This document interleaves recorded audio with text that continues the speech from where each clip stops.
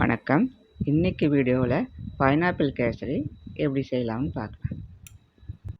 இந்த கேசரி செய்ய தேவையான பொருட்கள்: 1 கப் ரவை, 1 கப் பைனாப்பிள் நான் கட் பண்ணி வச்சுருக்கேன், 6 பாதாம் கட் பண்ணி வச்சுருக்கேன், கொஞ்சம் ஏலப்பொடி, 1 கப்பு நெய். இந்த நெய்யில் 2 டேபிள் ஸ்பூன் சன்ஃப்ளவர் ஆயிலும் சேர்த்து கலந்து வச்சுருக்கேன், 1 கப் சர்க்கரை, கொஞ்சம் முந்திரி, ஃபுட் கலர்.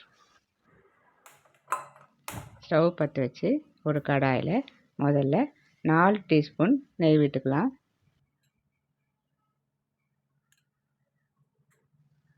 நெய் சூடானதும் பாதாம் சேர்த்துக்கலாம். இது கூடவே முந்திரி பருப்பும் சேர்த்துக்கலாம்.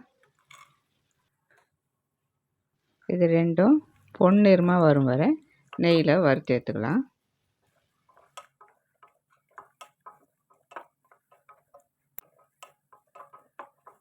வறுத்தாச்சு. இதை தனியாக ஒரு பிளேட்டில் எடுத்து வச்சுக்கலாம். அதே நெய்யில் பொடியாக கட் பண்ண பைனாப்பிளை சேர்த்துப்போம். இந்த பைனாப்பிள் ஒரு 5 நிமிஷம் நெய்யில் வதக்குனா தான் அந்த பைனாப்பிளோட எசன்ஸு அந்த நெய்யில் இறங்கும், பைனாப்பிளும் கொஞ்சம் வேகும்.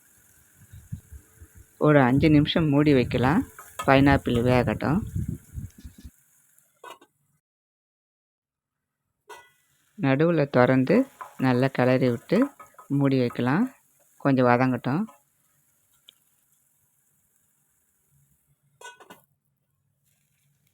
பைனாப்பிள் நல்லா வதங்கிடுச்சு. இதை தனியாக ஒரு பிளேட்டில் எடுத்து வச்சுக்கலாம்.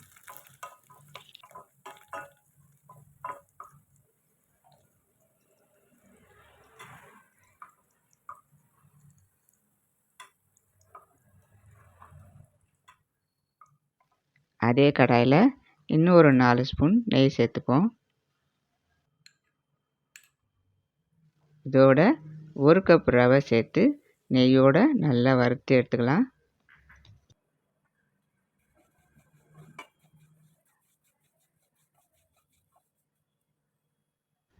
பக்கத்து ஸ்டவ் பற்ற வச்சு ஒரு சாஸ்பேனில் 4 கப்பு தண்ணி அளந்து ஊற்றிக்கலாம்.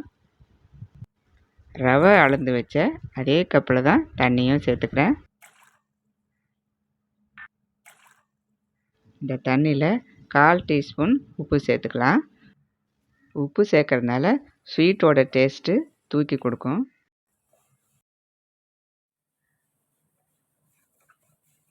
ரவையை நல்லா நெய்யில் வறுத்தாச்சு. கொதிக்கிற தண்ணியை ரவையில் ஊற்றிப்போம். இதை நல்லா கலந்து விட்டு ஒரு 5 நிமிஷம் மூடி வைக்கலாம், ரவை வேகட்டும்.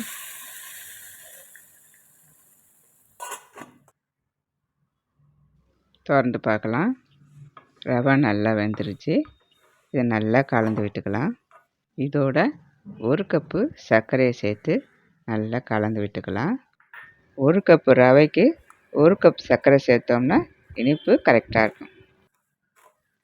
சர்க்கரை நல்லா கரைஞ்சி வர வரைக்கும் கைவிடாமல் கிளறணும். நம்ம சேனலை இது வரைக்கும் சப்ஸ்கிரைப் பண்ணாதவங்க சப்ஸ்கிரைப் பண்ணிக்கோங்க.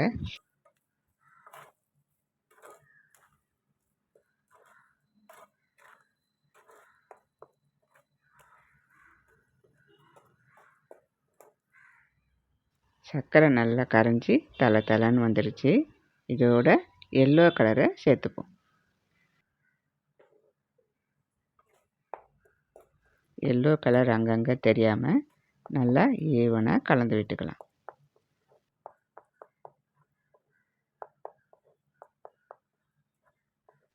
இதோட மீதி இருக்கிற நெய்யும் சேர்த்து நல்லா கலந்து விட்டுப்போம். நெய்யில் 2 டேபிள் ஸ்பூன் சன்ஃப்ளவர் ஆயில் சேர்த்து 1 கப்பை கலந்து வச்சுருக்கேன். எண்ணெய் சேர்க்கறதுனால நெய் உரையாமல் இருக்கும், கேசரியும் கெட்டிப்படாமல் தளன்னு இருக்கும். இது ஒரு 3 நிமிஷம் மூடி வைக்கலாம். திறந்து பார்க்கலாம், நெய்யும் ரவையும் ஒன்றா சேர்ந்து வந்துருச்சு. இப்போது ஏலக்காய் பொடி சேர்த்துக்கலாம்.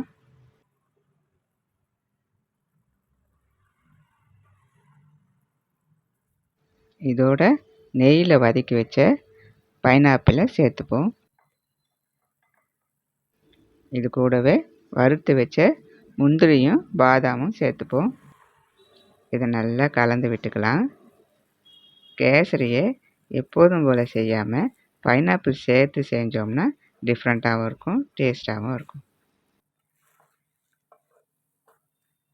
நான் செய்கிற இந்த மெத்தட் உங்களுக்கு பிடிச்சிருந்தா லைக் பண்ணுங்கள், சப்ஸ்கிரைப் பண்ணுங்கள், உங்கள் ஃப்ரெண்ட்ஸுக்கும் உங்கள் ரிலேட்டிவ்க்கும் ஷேர் பண்ணுங்கள். அவ்வளோதாங்க. பைனாப்பிள் ஃப்ளேவரோட நெய் வாசனையோட பைனாப்பிள் கேசரி ரெடி ஆகிடுச்சு. நன்றி.